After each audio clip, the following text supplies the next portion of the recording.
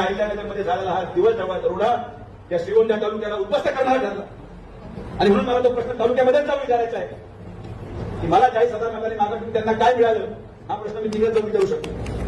एक तरी शिस्पेच्या लोकांना पैसे मिळवण्यासाठी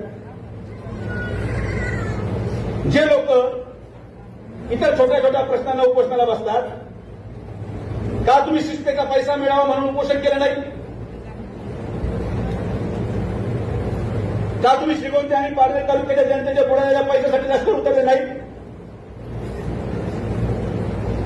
का तुम्ही पोलीस स्टेशन पाशी अगोदर मंडप टाकून झोपले नाही? या प्रश्नाचं उत्तर तर द्यावं लागेल. हे प्रश्न आणून तरी जाऊ शकत नाही. कोणाला तरी या प्रश्नाचं उत्तर द्यावं लागेल. ज्यांना जबाबदारी जिल्ह्याची आहे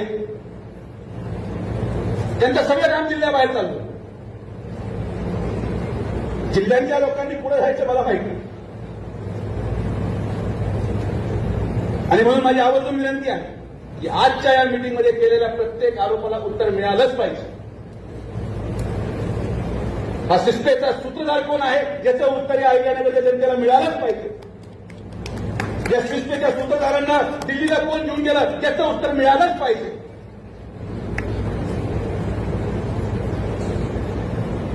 कागद आहे माझ्याकडे, कागदाशिवाय मी बोलतही नाही आणि बोगस आरोप मी करतही नाही.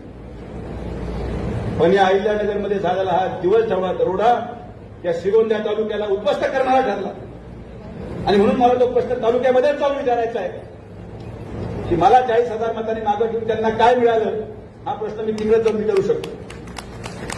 मला 40,000 मतं मागं घेऊन त्यांचं काही गेलं नाही, गेले फक्त 500 कोटी रुपये. 5 वर्षामध्ये मी खासदार असताना 1 रुपयाचा सुद्धा कुठंही जनतेचा पैसा बुडाला असता